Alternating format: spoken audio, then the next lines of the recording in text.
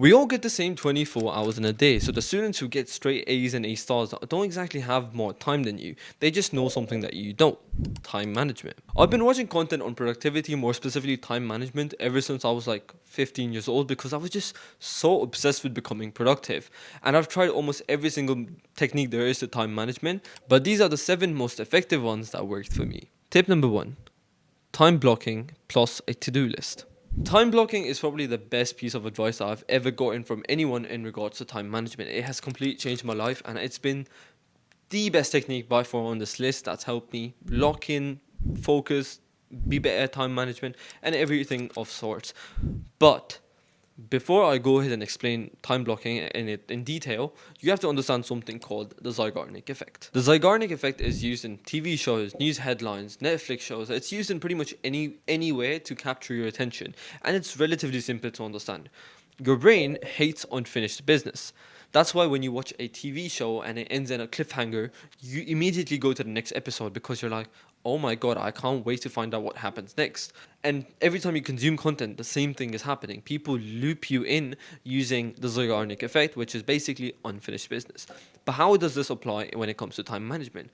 Quite simple, actually. Whenever you write a to-do list on its own without implementing a calendar, you're writing a list of different tasks on it, of course. But when it comes to the actual day when you have to do those tasks, you don't know what task to do when. And it creates an open loop in your brain where you don't know exactly what you should be doing when. And that way you just end up not doing anything. Or even if you end up doing it, you're just going to keep delaying, saying, oh, I'll do it at 6 p.m., I'll do it at 7 p.m. That's where proper time blocking comes in. So the thing I do is I use a combination of Google Calendar and a to-do list. The way it works is simple. Whatever task I have for the week or for next day, I go ahead and write it in my to-do list. Now I have a bunch of to-do lists with some Mondays, Tuesday, Wednesday, Thursday till the end of the week with different tasks in it, and I just put those tasks in Google Calendar. And that way I know exactly at what time of the week I'm supposed to be doing what. So if I have to film a video on, let's say, Tuesday 8 p.m., I know I'm not going to delay it till 9 p.m. or 10 p.m. and I'm just going to get it over with at 8 p.m. because that's the time I've scheduled it. Every single time I end up scheduling something in Google Calendar, I become 10 times more productive. Tip number 2: eat the frog. Eating the frog is a term popularized by Brian Tracy, and it's a simple hypothetical concept that explains something very important.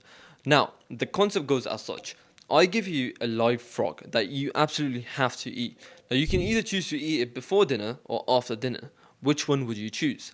The correct answer would be to eat it before dinner so that you can, once you've got the task out of the way, you can actually enjoy your dinner. Whereas if you were to eat it after it, what would happen is you would eat your dinner, but you would eat it so nervously, because you were anticipating eating the frog after. The whole point of this concept is get the hardest task of your day out of the way early. Finish it as soon as you wake up. So let's say if my task was doing a pulse paper or editing a video or recording a video, do it as soon as you wake up. Do it first thing in the morning so that your entire day then goes smoothly because you've done the hardest task of the day. It's a simple concept, but it can do wonders for you. Tip number 3: the 1-3-5 rule. I remember when I first started making to-do lists, I used to write 20 tasks for my day and get so upset when I wasn't able to complete all 20 of them. I would get like 10 done and I would be so upset that I wasn't able to get the rest done. And this is where this specific rule comes in. The 1-3-5 rule is pretty simple. You get one big task, you get 3 medium tasks, and you get 5 smaller tasks. And it's so much easier to convenient to break up your day like this. Now you might be thinking, how do you classify what is a big task, what is a medium task, and what is a small task? The thing is, that is completely up to you. And I will explain you what it is for me. So for me, a big task would be something like recording a video or doing some practice questions for uni. That is a big task. And if I'm going to make that the goal of my day. So this would be the thing. The big task would be the eat the frog task for me, basically. The medium task would be something like going to the gym or writing a script or running errands, because I do that regardless. So it's not something that is the absolute highlight of my day, but it's something important regardless. And a small task would be something very basic, like replying to an email, replying to a text message, or something just relatively small that that doesn't take up a lot of your mental constraint.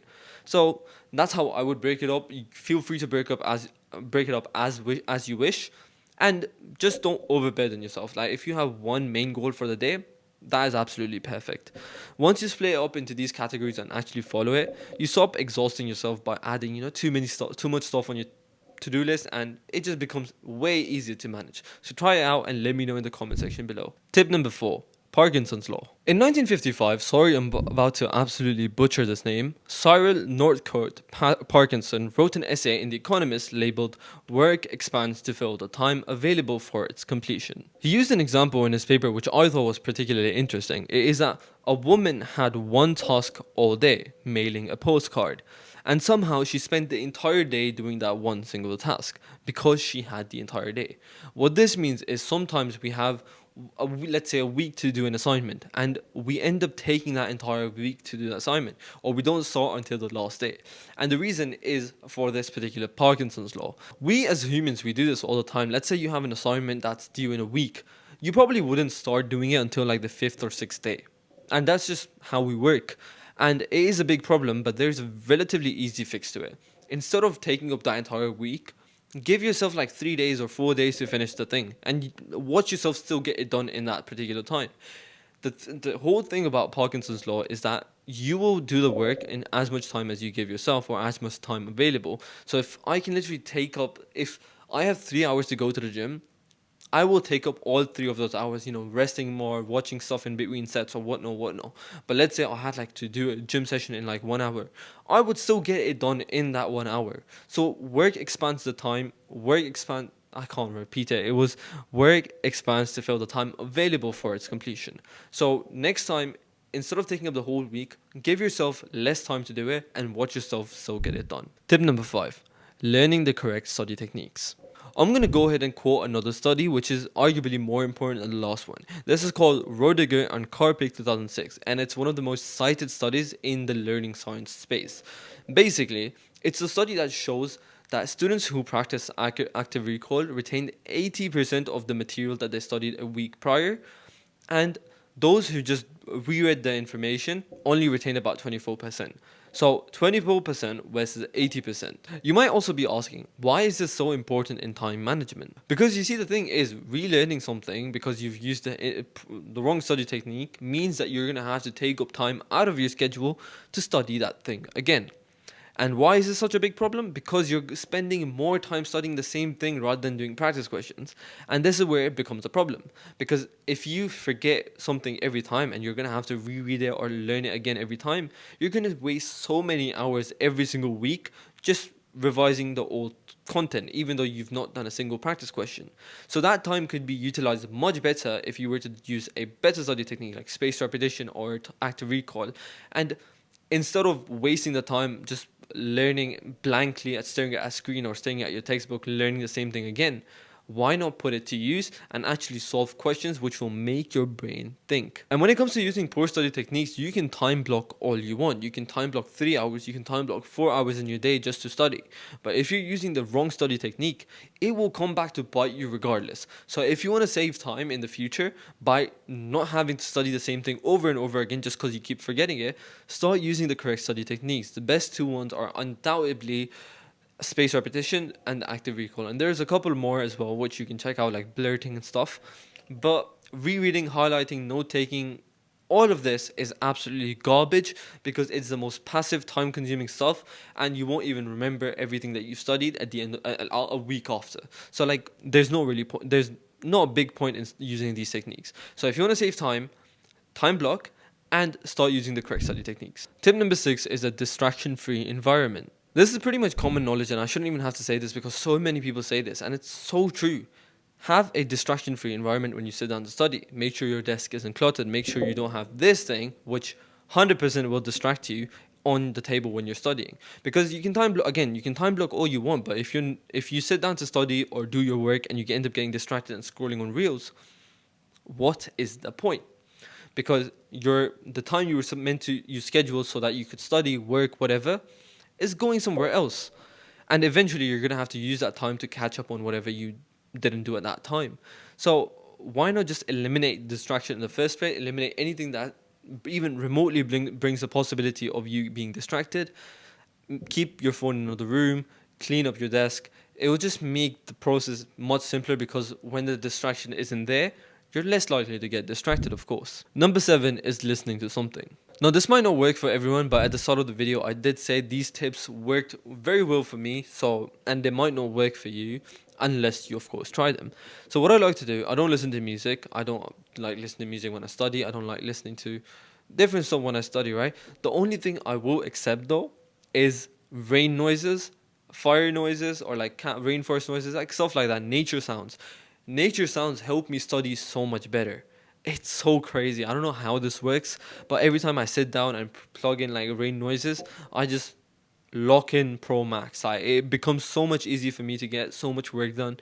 It's and there is proof to this scientifically. Like 40 hertz binaural beats are something that you can listen to, which drastically improve your focus. But for me, it's just rain noises. I don't know why. I just love listening to them. They sound peaceful, and I'm just able to get a lot of work done when I do listen to them. But yeah, I mean, it's not something I want to go into detail with. It's just something that worked for me. So you can give it a try as well. And if it works for you, absolutely brilliant. And if it doesn't, you can find something else. But 40 hertz binaural beats are scientifically proven to improve your focus, so you might as well give them a shot. And yeah, none of these techniques are exactly new. As I said, I tried and tested almost every single time management technique out there, and these 7 just worked really well for me. And it's not like I've invented something new or pulled something out of the ground. They've existed for so long, but they just work for me. These are like, they work better for me more than other techniques, and yeah, that's pretty much it. So yeah, I hope you guys enjoyed this video. I hope you took away some important stuff from this video, and you are going to be able to manage your time better now. And if you're trying to create a calendar, put a time schedule for me as well to watch my videos so that I can grow in subscribers. And if you would like to subscribe, you can click over here somewhere and subscribe and check out 2 of these videos. I will see you with another video very soon. Take care and goodbye.